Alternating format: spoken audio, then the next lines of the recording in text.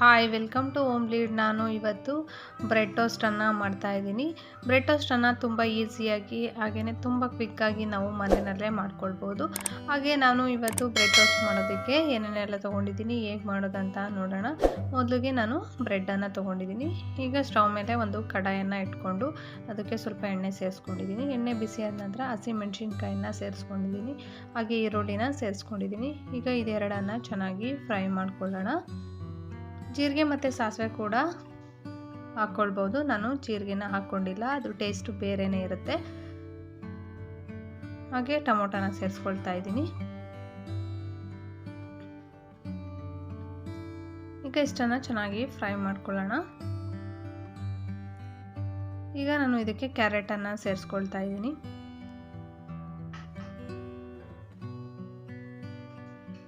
ಹಾಗೆಯೇ ಇದಕ್ಕೆ ಎಲೆಕೋಸನ್ನು ಸೇರಿಸ್ಕೊಳ್ತಾ ಇದ್ದೀನಿ.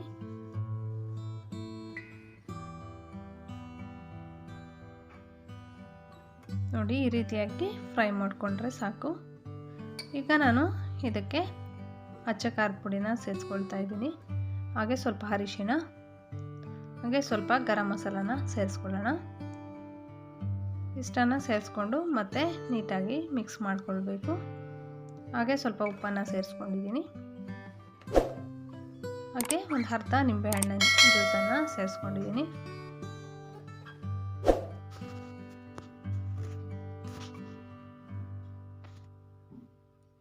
ನೋಡಿ, ಇದು ರೆಡಿಯಾಗಿದೆ. ಈಗ ನಾನು ಸ್ಟವ್ ಮೇಲೆ ಒಂದು ಫ್ರೈ ಪ್ಯಾನನ್ನು ಇಟ್ಟು ಅದಕ್ಕೆ ಬೆಣ್ಣೆನ ಸೇರಿಸ್ಕೊಂಡಿದ್ದೀನಿ. ಈಗ ಬ್ರೆಡ್ಡನ್ನು ಈ ರೀತಿಯಾಗಿ ರೋಸ್ಟ್ ಮಾಡ್ಕೊಳ್ಳೋಣ.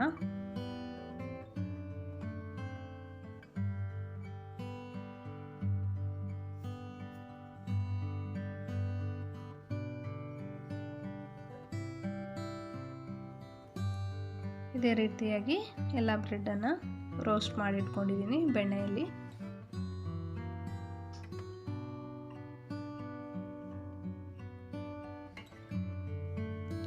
ಈಗ ನಾವು ಇದಕ್ಕೆ ಮಾಡಿಟ್ಕೊಂಡಿರೋ ಮಸಾಲಾನ ಸೇರಿಸ್ಕೊಳ್ಳೋಣ. ಇದಕ್ಕೆ ನಾವು ಕ್ಯಾಪ್ಸಿಕಮ್ ಕೂಡ ಸೇರಿಸ್ಕೊಳ್ಬೋದು.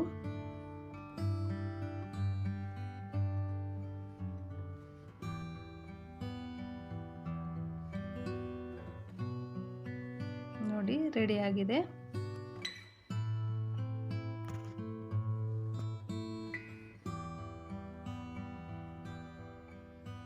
ಈ ರೀತಿ ಮಾಡ್ಕೊಳ್ಳೋದ್ರಿಂದ ತುಂಬಾ ಚೆನ್ನಾಗಿರುತ್ತೆ. ಆರಾಮಾಗಿ ನಾವೇ ಈಸಿಯಾಗಿ ಮನೆಯಲ್ಲಿ ಮಾಡ್ಕೊಳ್ಬೋದು.